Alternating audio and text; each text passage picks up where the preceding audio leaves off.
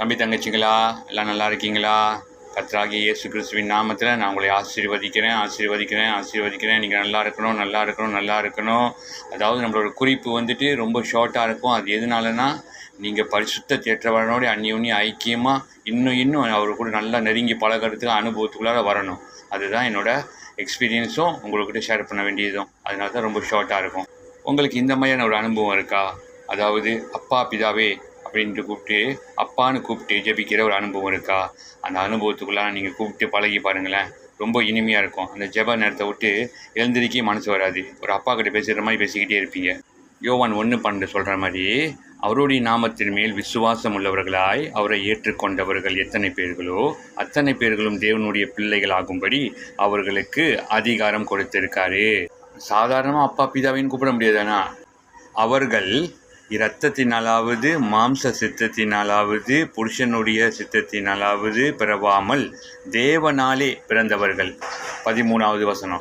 இந்த வசனம் யாரை குறிக்குதுன்னா, அப்பா பிதாவேன்னு சொல்லி கூப்பிடுற அந்த அதிகாரம் பெற்றவன் நம்மள தான் குறிக்குது.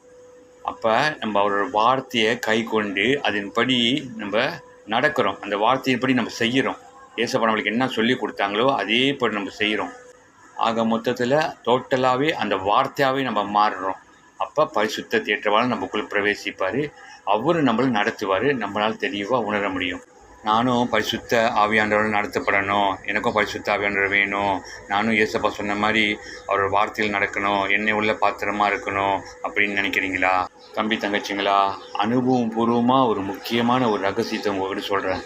வேதத்தில் இல்லாதது நான் உங்கள்கிட்ட சொல்லவே மாட்டேன். நம்ம எந்த அளவுக்கு தாகமாக இருக்கோம், வாஞ்சையாக இருக்கோம்னுட்டு ஏசப்பாவுக்கு தெரியும். அவர் பார்ப்பார். நம்ம கேட்குறோமே, அவர் பார்ப்பார். அவர் முன்னுக்கு தான் நம்ம நிர்வாணமாக இருக்குமே, நம்ம இருதயம் அவருக்கு வெளிப்படையாக இருக்குது. அப்போ நம்ம ஒன்றும் மறைக்க முடியாது.